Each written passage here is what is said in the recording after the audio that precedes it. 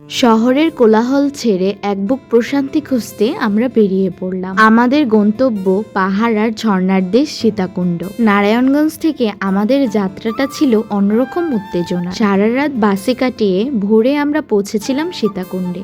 Mainly এটা ছিল family trip. প্রথমেই আমরা গিয়ে উঠি ব্যাসকুণ্ডে। ওখান থেকে স্নান সেরে তারপর আমরা রওনা হই সীতাকুণ্ড পাহাড়ের উদ্দেশ্যে। ব্যাসকুণ্ডে বেশিক্ষণ ছিলাম না, তাই বেশি ভিডিও করতে পারিনি। আমরা ইকো পার্কের ভিতর দিয়ে সিএনজি দিয়ে উঠেছিলাম পাহাড়ে।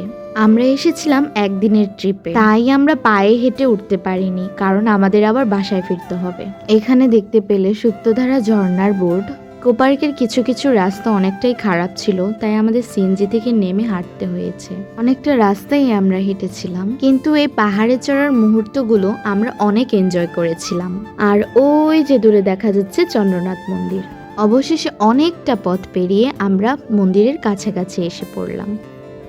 আর এই যে মহাদেবের মন্দির। অবশেষে আমরা পুজো করার জন্য বাবার মন্দিরে উঠে গেলাম। আর মন্দিরের ভিতরে এত ভিড় বলার মতো না, অনেক মানুষ ছিল। তার উপর ছিল ঈদের ছুটি, আবার ছিল শুক্রবার, এই জন্য আরো বেশি ভিড় ছিল। আমরা পূজার সবকিছু রেডি করে বাবার ওখানে চলে যাই। অনেক ধাক্কাধাক্কি করে পুজো দিতে হয়েছে, যদিও একটুখানি ভিডিও করেছিলাম তোমাদের জন্য। আর এইখানে দেখো বানরের দল কি করছে। আর এই গাছের নিচে সবাই মোম আর আগরবাতি জ্বালায়।